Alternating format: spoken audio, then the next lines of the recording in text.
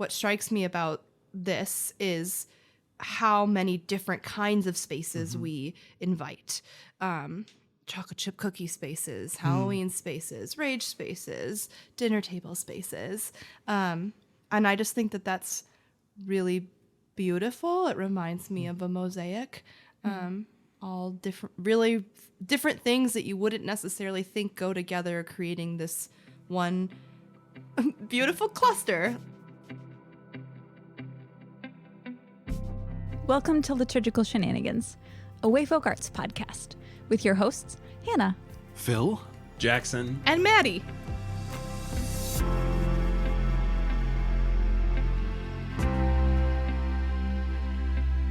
Hey, we're back. Wow. Season 2. 2, right? Dose. Yep, two. Yeah. Indeed. Yeah. So, to start us off on the second season, we wanted to talk about why we would want to come back for a second season. And why you would want us back. And why you might come back. And why we want to do what we're doing, both on this Liturgical Shenanigans podcast and as Wayfolk Arts, which is what Liturgical Shenanigans is part of. Yeah. So that's kind of our topic for conversation today. And as a way to sort of get us started off, I have a... Tell them what it's called.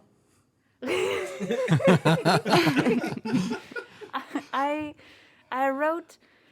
So... we had a very succinct and clear mission statement, and Wait, should we read it? What it was? Nah, it's okay. Cut that out. Sorry. We had a very clear and succinct mission statement, and I went, "Hey, what if this was more playful and creative, and more like a manifesto?" Which I've gotten made fun of for, rightly so. But the reason, the reason my brain went to manifesto is because I learned the word manifesto from the Wendell Berry poem, Mad Farmer Manifesto, that is really delightful, and you should go read if you haven't, but we're not going to read it here because that's not what we're talking about today. But we're doing the Wayfolk Arts Manifesto as drafted by Hannah. It might not be in its final form, but we're talking about it, who we are, what we're doing, why we're doing, all the things. Hannah did a cool thing and took all of our words that we said, this is what Wayfolk is, and made them really pretty. Because that's what a Hannah does. That's true. That is what a Hannah does. Hannah listens and then regurgitates other people's. It's a gift. Yeah, I hope so. I don't know. This isn't a liturgy, so I don't know how to invite people how to listen to this. You know, in a way, it kind of could be. I mean, in the manifesto, I mean, I threw out, like, sort of jokingly, sort of, a confession, like this is our who we are sort of thing and what we believe, or our credo. There you go. But it's not just what we believe, right? It's who we want to be. It's what we're kind of about, or what excites us, and yeah, it feels a bit like a statement of calling. It's an embodiment. Oh, nice. So there's something definitely liturgical about that. For sure, it's like a calling into existence, something about. Invocation. An invocation. And an invitation. An invitational invocation. All I of like those that. things. Didn't we have an Of episode about invocation? manifestation. Ooh. We did talk about that. Some more All right. words. Yes. I remember us talking about that word, evoke versus invoke. Invoke. Yeah. Yep, I remember that. Okay, well... We landed on invoke was bad, though. We did? Yeah. Not bad. No, it's not bad. It just means something very different than evoke does. Call back to season 1. Invocation evokes. Okay. Why? All right, well... You missed us. we're You off. know you did. To a stellar start. And it's just going to get better from here. So, friends. As we like to do, I'm going to invite you to take a moment and just center yourself and get ready to listen to a thing that seeks to be thoughtful. So take a moment to still yourself and take a slow breath in and a slow breath out. And listen to this draft of the Wayfolk Arts Manifesto.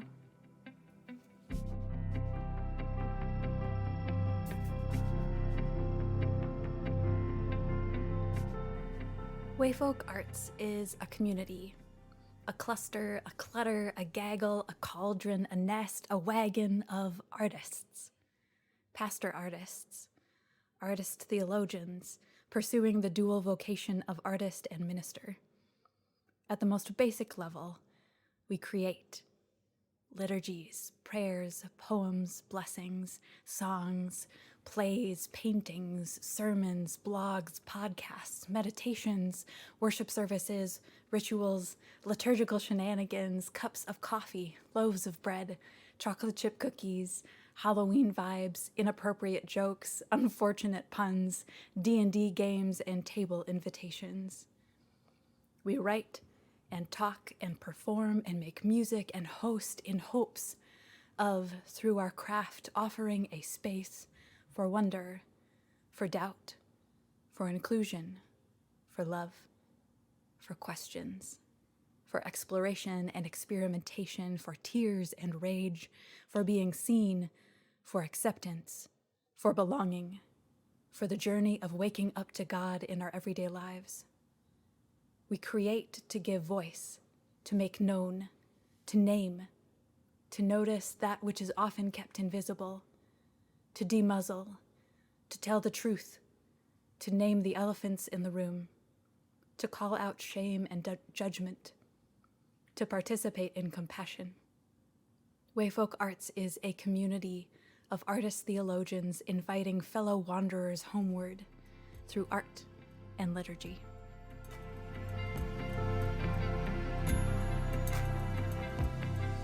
There you go, manifesto.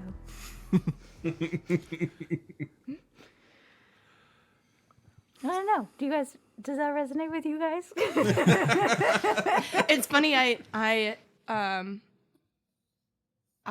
know both because I know what I think we are, but also because I know myself what words are mine. Oh yeah. Yeah. Mhm. Rage.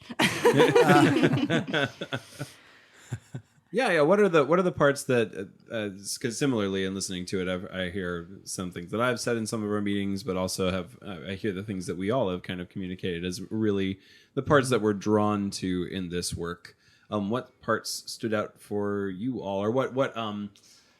So I'm the type of listener, and maybe you all listening to this, I need to kind of see the words themselves to actually like rehash them. But what was like a vibe that you felt in the manifesto as you were listening that you resonate with and that you feel pulled into in the work of either Liturgical Shenanigans or Wayfolk? You know, when we were talking about what we all believe Wayfolk is or is trying to be, I think I said something like we create space. Yeah. Is that in there?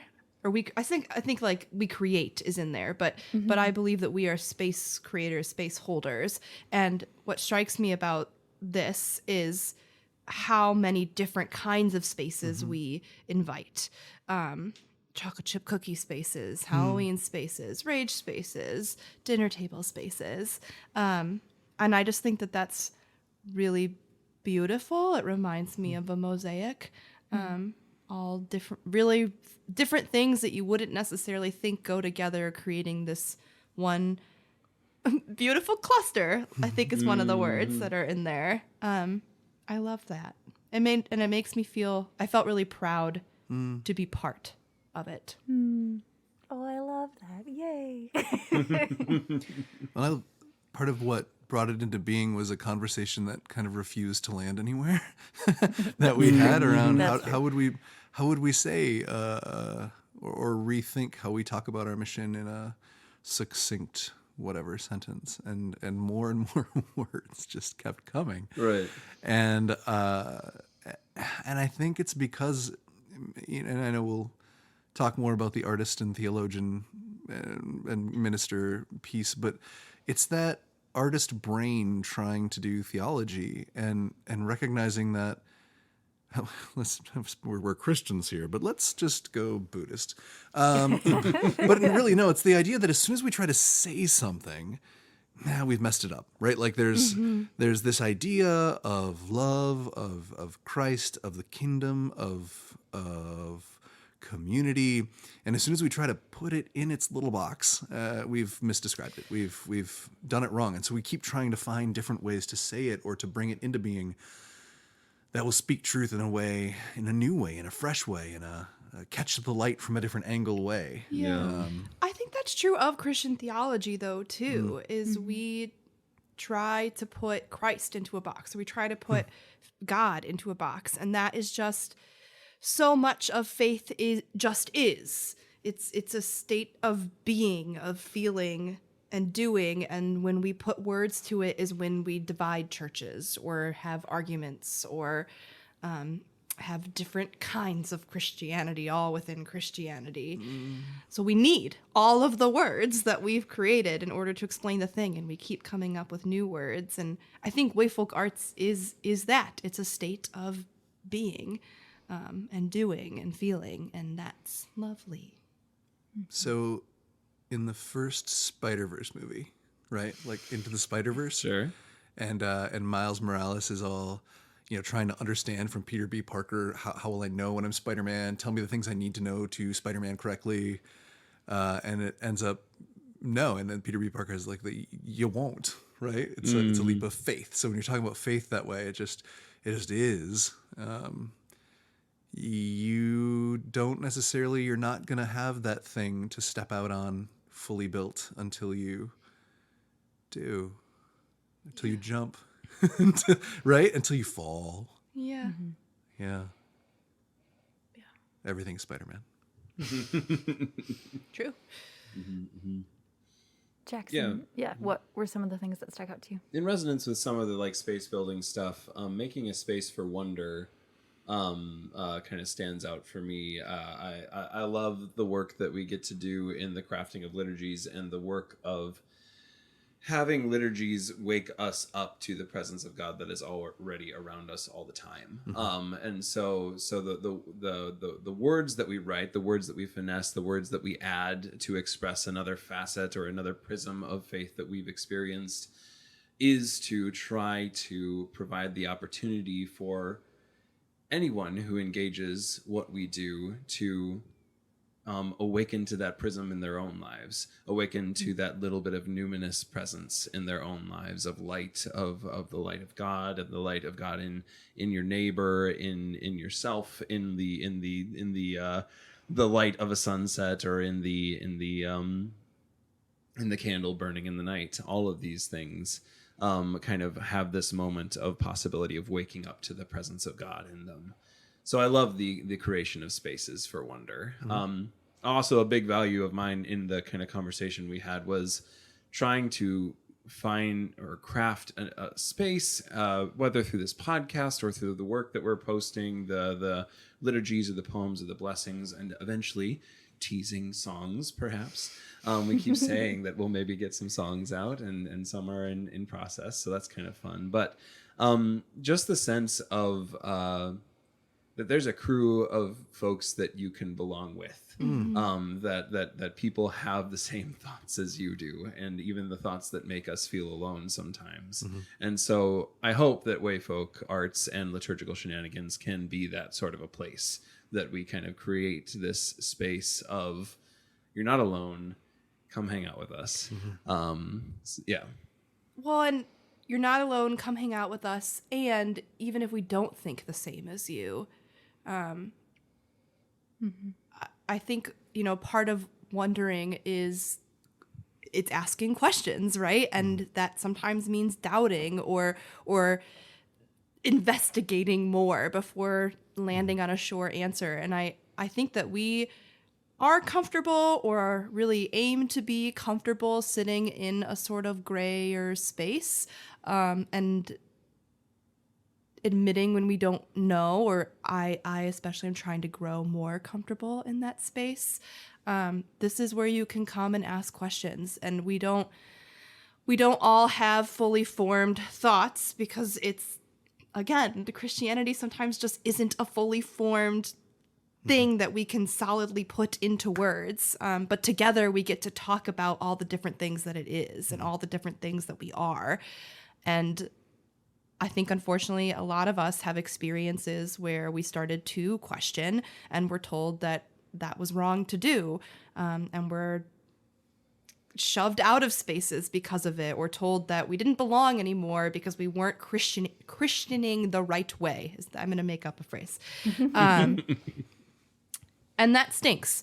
And we want this to be a space where you do get to come and still engage the divine, whatever that means for you, and start to wonder what that means. Yeah, the other side of that, like maybe being pushed out of the space, but also maybe not, maybe getting better and better at masking, and not being allowed to ask those questions even within yourself for fear of what it might do. And so what I heard you saying, Jackson, whether I'm right or not, sounded pretty aligned with what you were saying about the like-mindedness, or like willing or recognizing of the path, of the journey, of the questioning, of the mystery, of that kind of thing. Not necessarily the same points of view or something, but recognizing that we're both like that part of the manifesto that's going with the wandering. And it's got that, we ended up chewing on this for a bit together, the homeward words. Like, what does that mean to people? And might that smack a little of what? A certain brand of evangelical objective, like, Right, come on home, sort of. We know what home is, and we're going to help you get there, kind of thing, as opposed to like we're all out there trying to find that thing that smells and tastes and reminds us of home, and working together we can all maybe tune our directions a little bit better. Something I think too that's maybe missing in this manifesto. Sorry, it's got a manifesto of so lists. many lists just squished together. It's fine. It's a list. But we also give each other permission to do this badly, to fail at doing this, or to not show up in exactly the way we want it. I know I've done that, like have been this is the correct way and you must do this, which is not necessarily what we're aiming to be, and still getting to show up and be that, if that's what we need to be for a day, and then be different and learn and mold, and grow together. Hannah, what resonated with you? I'm trying to pick part of it. I'm the only one of the four of us who can still see it, see the words, but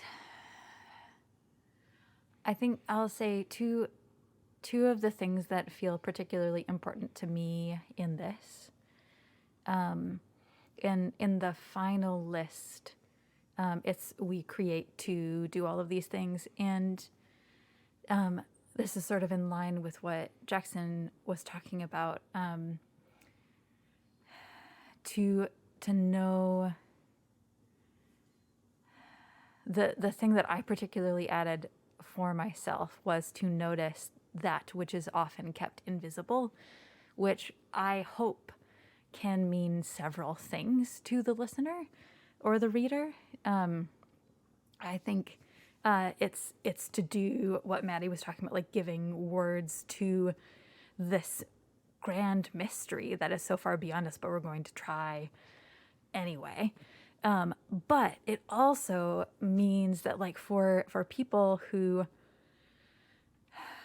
often feel overlooked, or stories that might be part of your story that you haven't felt like there's a safe space to share, or that you've just haven't known that there are others who have experienced the same thing that you have, to give words to those things too. I think particularly of some of the work we did in the first season.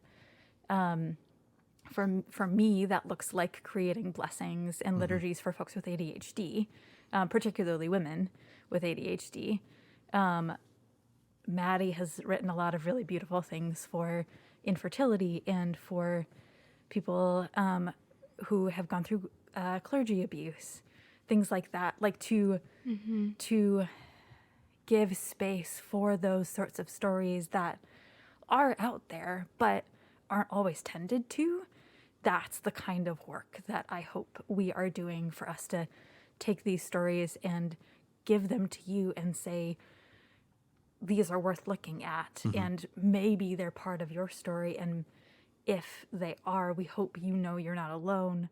And if they're not part of your story, you should know that this is someone's story, probably someone you love, and it's worth looking at. So that's one thing that's really important to me in this. The other thing that was really important to me as I was writing this is faith and theology can so often be abstract or like not tangible, which has always been a thing that's really hard for me as an artist who is also a person of the Christian faith. That how do I get my art that longs to touch, to taste, to hear, all of these tangible, tactile things. How do we make all of that stuff embodied? So that's why I made such a large list of all the different sorts of things we create, and at the very end, I list food, cups of coffee, loaves of bread, chocolate chip cookies, all of those sorts of things. And then in the next list, to have together both non-tangible things like wonder and doubt, alongside things like tears and just more like we need both the embodied experience alongside all of this really heady concepts. Both of those have to be there, right? You need your head and your heart. Yeah, you need both of those. And some of the work of Wayfolk that I really care about is living in a space where both of those things coexist and dance together. Dance. Yeah. And you know, some of us are really technical dancers, and some of us have no rhythm. Yep. Sorry, I don't know. Truer words were never spoken. Hey. We're coming along towards the end of the time for this episode, but this And is Jackson kind of knows the... because the new thing he brought to season 2 was a timer. I am Keeper of time. here to keep the time this season. But the hope is that these episodes are going to kind of continue out through the season. We don't really say how long we're going to go because honestly, we don't know. We're going to keep walking until we need a break. And we're going to keep doing the work that we've described today, and kind of clipping along and making stuff that talks about this journey that we're all on. Anything else you all want to mark as on this first episode? You know, we've talked about forging space for a community, and we've often invited folks to join us on the Discord. I think we'll keep that going, but a curiosity I have is folks that are still here or joining in or made it this far if you started listening at the beginning or it's your first episode. Why? You know, do you have a sense of like, what is it we're talking about? What itches are you looking to have scratched? What brings you on a journey like this or helps you to feel at home on a journey like this? We'd love to hear from you and journey together. Yeah. Yeah, the what we talk about on this podcast is often the liturgies we write, often the topics that excite us, but we want it to also be the topics that draw you, that you want to hear talked about too. So the good ways to reach out to let us know is the Discord, as Phil said. We also are fairly active on our Instagram at Wayfolk Arts. So you can find us on there. We're posting regularly over there. /Maddie is right now. I'm winning. And we're going to be posting more and more in the coming season. So reach us out from direct message that way. You can also reach us if you go to wayfolkarts.com. There is a contact us page, and who's the keeper of that email, Jackson? And Jackson is. Jackson's the keeper of that email, but all of us will see it. Yeah, we want to hear from you because we know you're there. We know you're there. That sounded really... and we're really glad that you're here.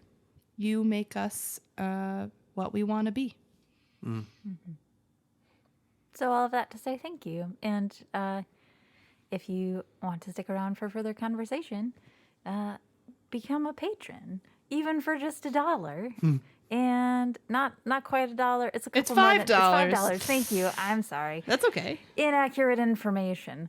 For $5, you can come and be our patron and listen to more conversations, even more than we already give you on this podcast. So, Yeah, we join always release an extended. Is it an extension of? Yes. After show. Yeah, it's an after after Yeah, show. yeah. Yeah, and you get early access to the regular show. So Yep. that's pretty cool. Where can you find that, Jackson? www. Patreon.com/Wayfolk Arts. Amazing. Thank you Great. guys. See you in a couple weeks. Happy season 2. Bye.